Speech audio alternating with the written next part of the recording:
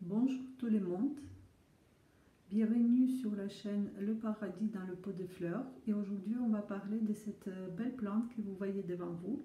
C'est une Medinilla magnifica, elle est d'origine philippine, c'est une arbuste épiphyte persistant, vigoureux, plus ou moins ramificative, portant des tiges à l'écorce alisée.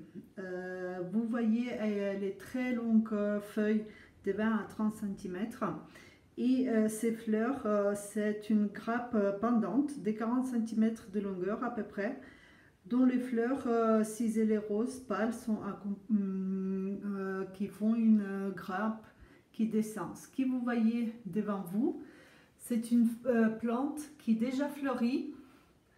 Donc, elle a eu 3 grappes.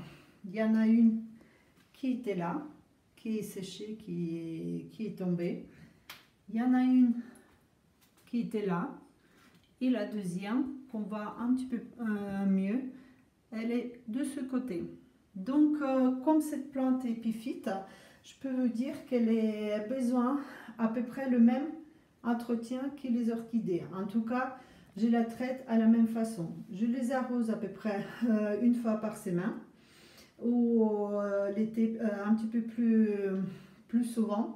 De toute façon, vous verrez tout de suite quand elle a soif parce que justement ces grappes, tous ces feuilles-là, ils commencent à faner, ils deviennent tout mou. Donc vous savez tout de suite qu'elle lui manque d'eau.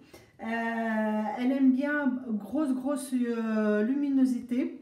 Donc quand je me suis renseignée, il disait elle aime bien beaucoup le soleil, au moins 5 heures par jour le soleil direct. Donc je l'ai mis devant ma véranda en plein sud sur le soleil direct. Et vous voyez ce qui était fait, les feuilles commençaient à brûler. Donc elle est comme tous les épiphytes, elle aime bien le soleil direct. Le soleil clair, mais pas direct. Donc, vous voyez, cette feuille, elle est bien abîmée. Donc, elle commence à sécher. Je pense qu'elle va bientôt tomber. Mais autrement, la plante, elle va très bien. Où elle est maintenant, ça lui plaît beaucoup. Et donc, je vais vous dire, je vais vous montrer ce qui se passe avec elle. Donc, regardez bien. Quand elle a fini de fleurir, à un moment donné, elle sort une petite bourgeon. C'est une fleur suivante. Donc, il y en a 2, vous voyez. Mais il y en a une qui commence à se développer.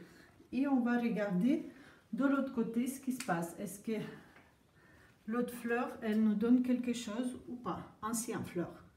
Donc on va la lever et regarder ce qu'on voit. Ici, c'est carrément nouvelle grappe qui se prépare. Elle est déjà bien développée. Vous voyez bien qu'elle a déjà les feuilles qui deviennent rose pâle. Attendez, je vais le lever comme ça. Voilà. Donc on voit déjà les futures fleurs. Si elle veut. Voilà. Là maintenant c'est clair. On voit les petites fleurs.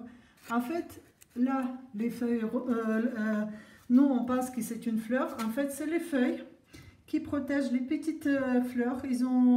C'est une grappe de tout petites fleurs, un petit peu qui ressemble à les petites étoiles. Donc, dès qu'elle va commencer à fleurir, je vais vous montrer si vous ne la connaissez pas.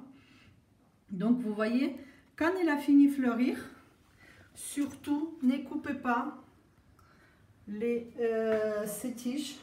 Attendez, elle ne veut pas. Voilà, ça y est.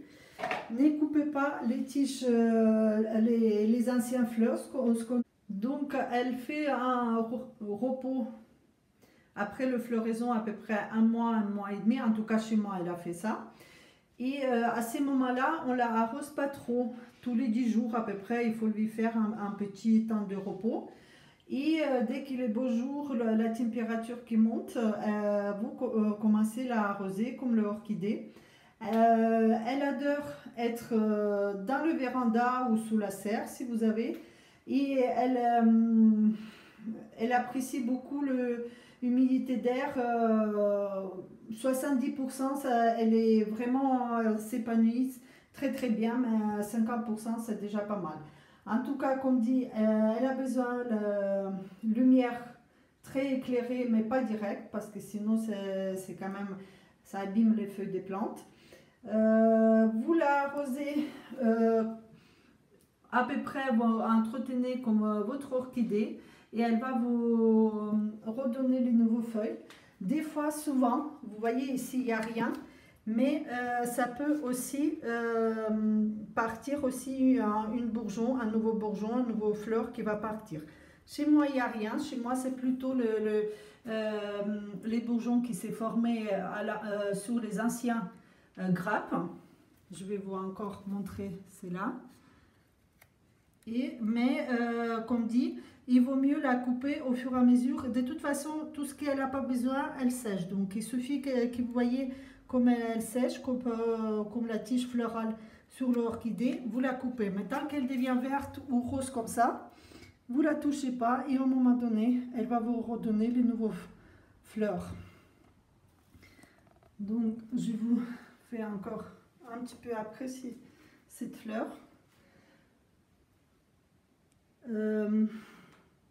J'espère que cette vidéo a été intéressante pour vous, que vous avez trouvé quelque chose d'intéressant. N'hésitez pas à abonner à ma chaîne, mettez les likes, laissez vos commentaires. Et aujourd'hui, c'est le fête des mères. Je souhaite bonne fête à tous les mamans et à la prochaine. Au revoir.